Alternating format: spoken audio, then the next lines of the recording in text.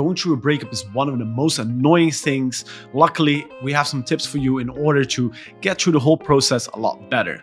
Now, the reason why I know this is because we deal with a lot of clients who went through breakups, went through divorces, went through the whole nasty experience. So I made a list of 11 items that will help you get through the process a lot better. Things that we're going to discuss today are grief, understanding, reflecting, contact, busy, your goals, bettering yourself, dating, fun, and 2 extra things. So let's jump into it. We're first going to talk about grief. In order to get over the fact that you've had a girlfriend or a wife for a very long time and you have a breakup, either by your initiation or hers, you will need time to heal. This will not necessarily be done in a weekend or a week or a month. And the longer your relationship was, often the longer the grief process will take.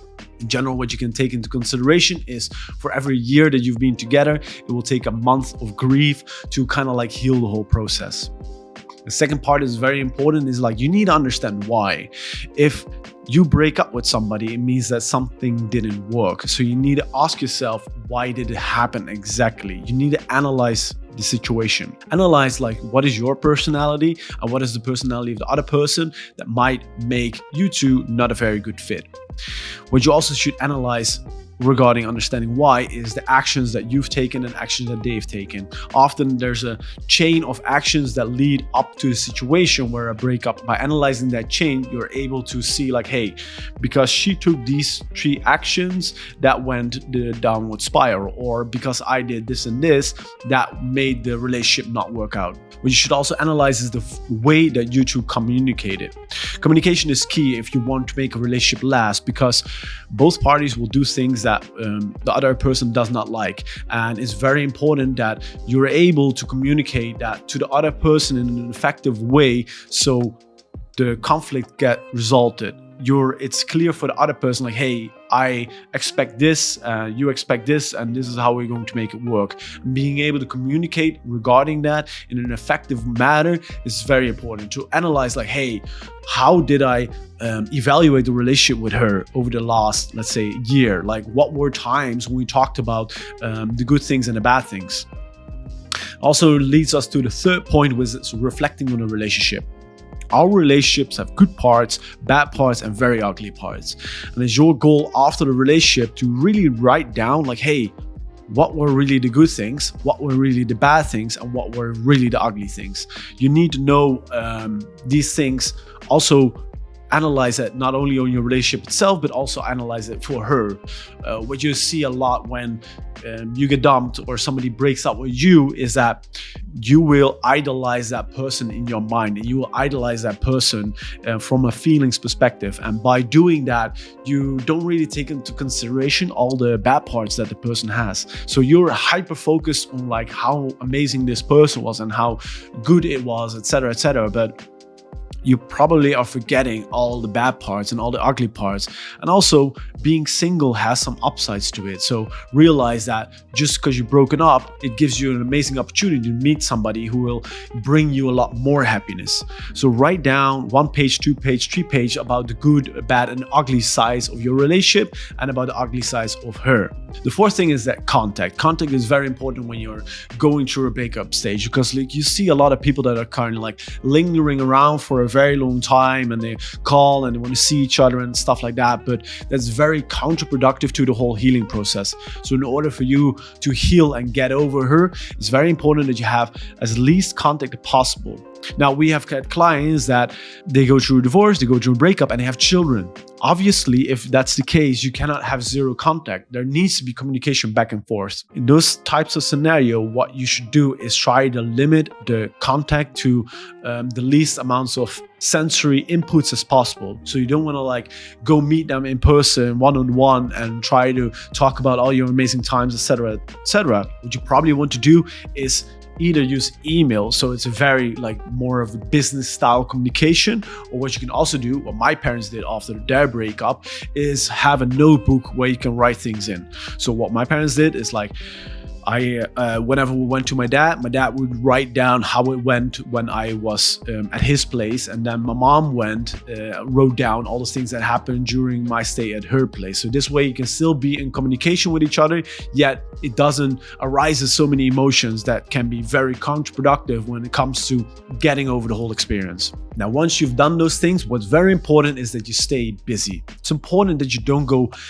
sit at home sad, crying, watching emotional videos or emotional movies and think about all the amazing times that you had, and give really like the sad part of your soul the chance to take over your whole life. It's very important that you keep doing things and experiencing things that will make you happy and then have an amazing time for you. So even when you're sad, it's very important that you still fill your time with experience that can be pleasant.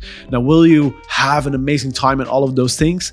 You will not. You will not have an amazing time constantly after, if you're still grieving and if you're still like kind of sad about the whole experience. You will not have an amazing time, but that's not the point. The point is to make sure that you keep busy, because being at home feeling sad is much worse than being out and being a little bit less sad. So keep that in mind, to keep busy. The sixth thing that you should do is make goals.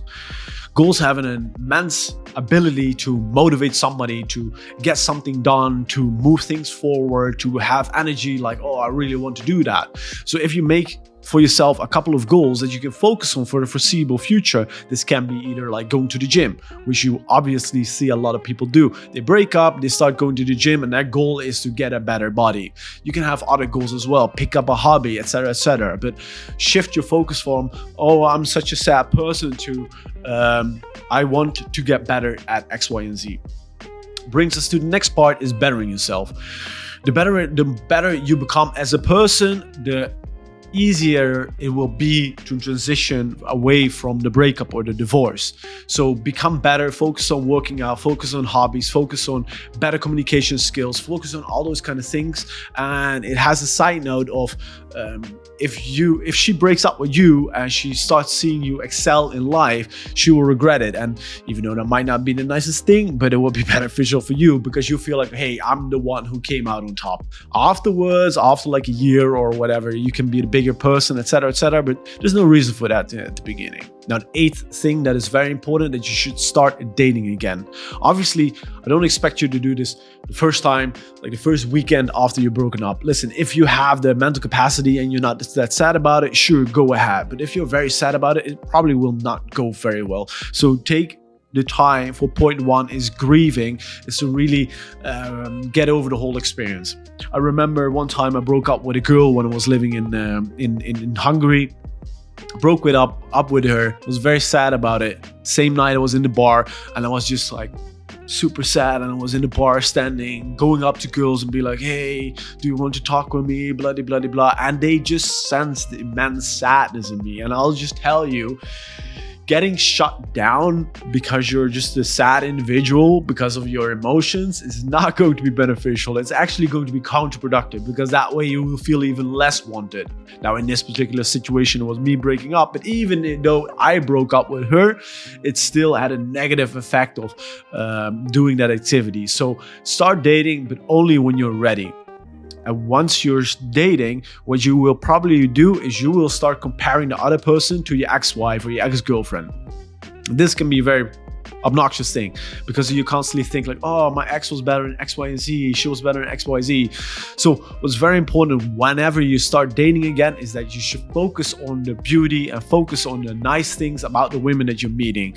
Chances are slim that the first girl that you date after your breakup is going to be your next girlfriend. So just be happy with the prettiness that she's providing, in whatever shape or form this is possible, and be okay with like, hey, I'm dating this person, probably not going to marry her, probably not going to have a very long lasting relationship with her, but this is still helping me get over the whole process. That's what the whole rebound thing comes from, right? Now, the ninth thing that you should focus on is making dates fun. There's nothing worse than getting back into the dating game and just having an obnoxiously bad time. Like, we had a client and like he was going through a very tough breakup, and the problem was with him was just like he was just sad from the whole breaking up. Like, they had children together, etc., etc. etc. He just hated it. Within his culture was also very frowned upon to break up and get a divorce, but it happened, right? But that's in a situation where you have somebody who is very sad about the whole breaking up process. It's important that the dating process becomes fun and the dating process is nice, and you should try to do as many things as possible regarding to make it more fun. So actually go to dates that you are having a good time to go to. So if you like golf, go golfing. If you like racing, go karting. If you like spending time in nature, go for an amazing hike, go to a very nice park, go feed some animals, like do activities that will make you happy. And then on top of that, the whole dating process can be quite tough, right? So if you're kind of like hurting and you're not in the best mind state and mindset, it might be hard to open dating apps and act all fun and act all nice, etc., etc. It might cost a lot of mental energy. And the worst part is as well, is if you're in a dating app, you're having a conversation and she kind of like ghosts you after a while. The conversation doesn't go anywhere, right? Like this is normal. Your conversation rate is not 100%. So that's a normal way of dating apps going. There's nothing worse than like feeling that rejection again. So what you can potentially do is get help with online dating. That's actually the service what we provide, is we take over the dating profiles of entrepreneurs and executives so they don't have to go through the whole slum and getting all the negative emotional feelings and spending like 40, 50 hours a month on all the texting. We just set up the dates for our clients. Now let's talk about the 2 extra things that will benefit you in your way to recover from a breakup or a divorce. The 10th point is write a closure letter. So this letter's goal is going to be to kind of like close the whole process off, right? It's fine to do it in the beginning stage or like after a month or 2, but like write a note where you kind of like give up this person from your life. Like this will give your brain the ability to like, hey, that is a chapter and the chapter has just been closed. And the last thing that will be very helpful in order to deal with the whole negative experience is that you should help other people. There's an amazing thing like when you as a person help somebody else, it will get you those happy feelings also internally. So you make somebody else happy and you feel that happiness.